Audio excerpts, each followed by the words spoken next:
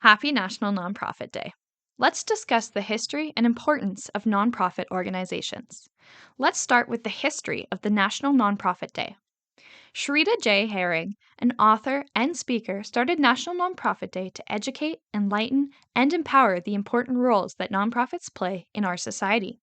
The reason she chose August 17th for National Nonprofit Day was because in the United States in 1894, that was the day that the Tariff Act was passed. This act was the first that exempt nonprofits and charities from federal taxes. This is still in effect and a significant benefit for our society. In Canada, we see acts outlining similar laws in 1917. In October of 2011, the government passed more modern laws pertaining to nonprofits outlined in the NFP Act. In 2003, Stats Canada released a report highlighting nonprofits in Canada. We're going to look into their findings with a special focus on Saskatchewan nonprofits. Now, this first chart shows us the percentage breakdown of the types of nonprofits provided in each province.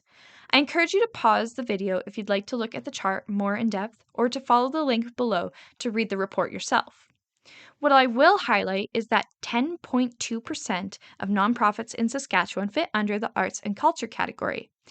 This category is the one that includes museums, and this is above the national average. In 2003, Saskatchewan had 7,963 registered nonprofit organizations. This only made up 5% of the organizations in Canada, but when you average it out per 100,000 population, Saskatchewan is the highest, only second to the territories. So what does it mean? Well, I think it's safe to say that nonprofits play an important role in Saskatchewan. And this may be because the organizations are more likely to have a local focus in Saskatchewan than in other places. This just means that their purpose is to solely serve their local community. While their efforts are warmly welcomed in Saskatchewan, their effects are felt around Canada. Not only do they provide services to citizens, they play a significant role in the economy. More than 2 million Canadians are employed by nonprofit organizations. In 2020, nonprofits represented about 9% of Canada's total GDP, bringing in about $185.8 billion. Now, volunteers play a significant role in the function of nonprofit organizations. In 2003, Canada had just under 20 million volunteers.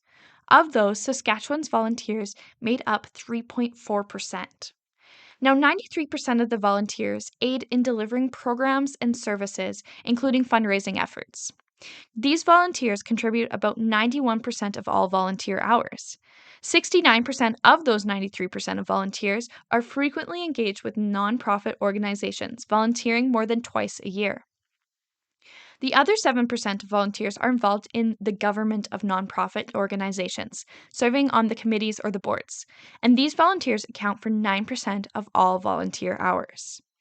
Our committee here at the museum would be included within this 7% and contribute their time into the 9% of volunteer hours. The committee, along with local volunteers, have given their time and expertise to help make a museum that our community can take pride in. Volunteers collectively have more than 2 billion hours of their time. If that doesn't amaze you, think about it in this sense. That is equivalent to more than 1 million full-time jobs.